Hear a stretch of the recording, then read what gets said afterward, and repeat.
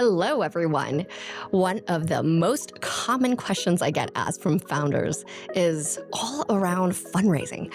But the real key to figuring out how to do fundraising successfully is by actually reverse engineering, figuring out what your end goal is, and then working backwards to figure out how to do fundraising to get there. And so today we're actually going to be talking about how do you even plan your runway so that you can figure out what the end goal looks like and then reverse engineer how to do a successful fundraise from there.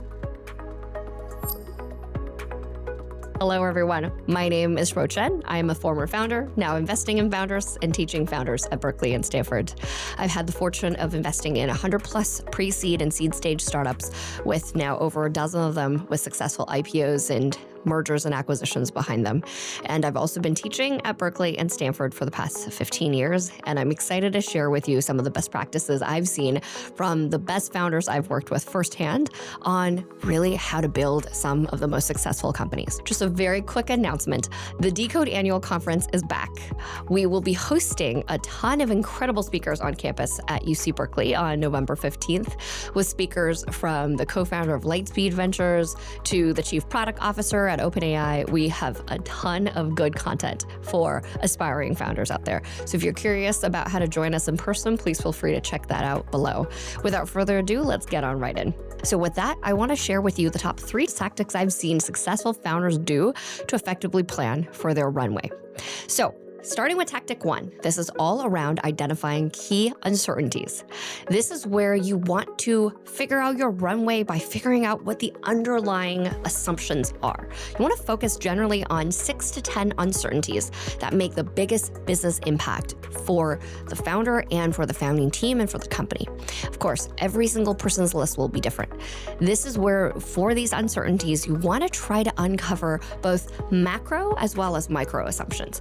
Macro assumptions can include a macroeconomic assumptions that you have about where the economy is going, and micro assumptions can just be very specific assumptions that you want to test around the market you're in, the customers you're serving, and other stakeholders you have. So let's take an example. Let's take a ride-sharing platform, just so we can all be on the same page. As a quick example, let's say that you are building a ride-sharing platform in a high interest rate environment. Then some of the questions that you might ask would be, will higher borrowing costs reduce consumers' discretionary spending on ride-hailing versus other cheaper alternatives like public transit? Or will drivers face tighter access to auto loans and higher financing costs and therefore reduce supply of drivers on the platform? Or will corporate travel budgets shrink as companies cut costs and lower premium ride demand?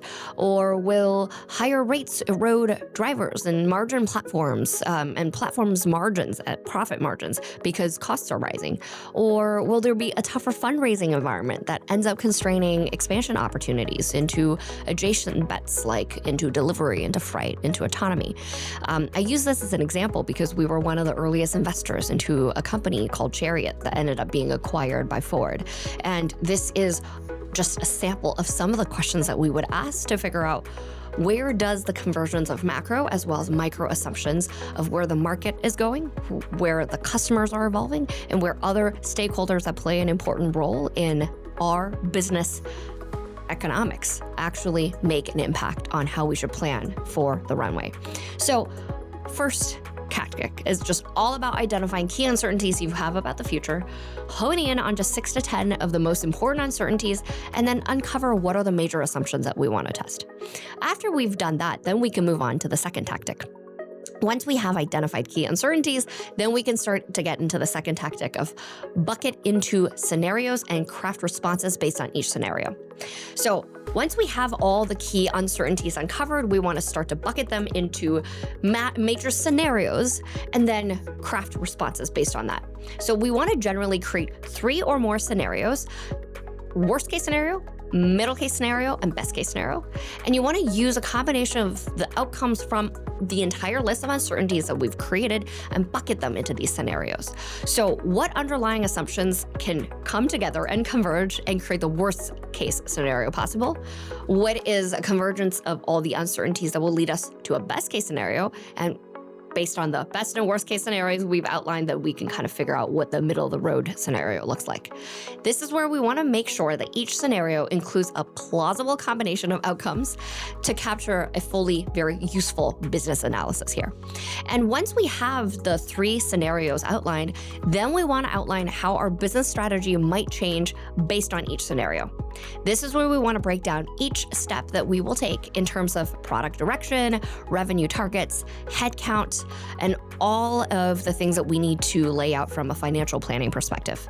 And then based on that, we can then calculate the runway and the burn rate.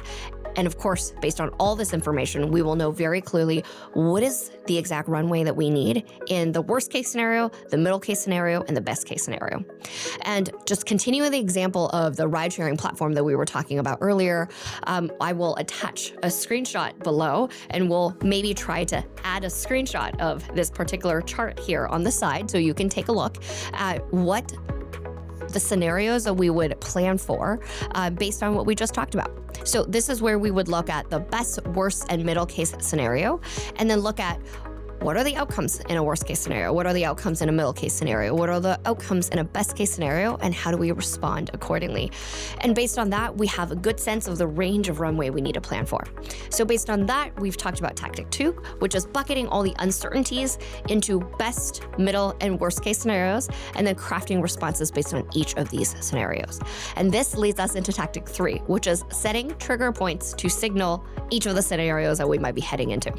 So we want to identify the macro, external, and micro internal signals that will tell us when each scenario is happening. This is where we want to monitor these signals, determine the relevant scenario we're in, and then execute the corresponding response. This is where, as we move forward into the future and we find out more certainties, we can start to archive old uncertainties, scenarios, and responses. Whether we do this every 2 to 4 weeks or every 2 to 4 months, we can respond based on how quickly things are changing. This is where every time we come back and review this plan, we want to assess what's changed, whether the scenarios we've outlined are still realistic, whether or not we need to adjust our course of action, and possibly even rewrite new scenarios.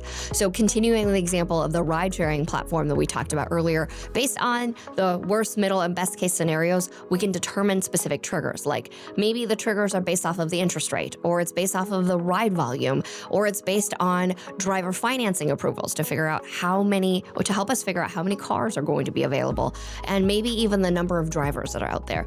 But based on each of these triggers, we can figure out, are we in the worst case scenario? Are we in the best case scenario? Are we in the worst, middle, or best case scenario?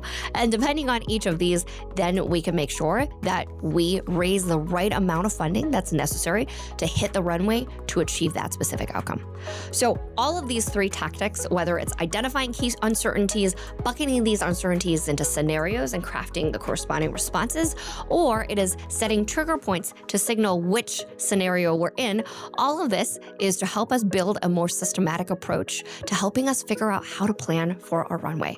This is incredibly important as we're in the early stages of even just planning out for fundraising, because depending on what the potential outcomes are, we can figure out what is the range of funding we have to raise in order to have the runway to successfully hit the next round of fundraising. But this is also important beyond fundraising as well, because we need to think about, well, now that we've fundraised or in the process of getting to the next round, how do we effectively allocate the existing capital that we currently have access to in order to hit the targets that we need to before we can hit that next round of fundraising? So with that, hopefully this was helpful for you to think through how to effectively plan for your runway. And if you have more questions or concerns or feedback and reactions to what we've talked about, please feel free to leave comments below and we can respond in a future video. And if you want to learn more about other traps to avoid during this process and tools that you can leverage, we'll hyperlink the entire newsletter that you can check out down below as well, so you can read more about how to effectively plan for your runway. Thanks so much for tuning in. If you found this helpful, please feel free to share this video with fellow founder friends of yours. And also don't forget to leave us a thumbs up and subscribe to our YouTube channel. Thank you so much, and we'll see you in a future week. Take care. Bye.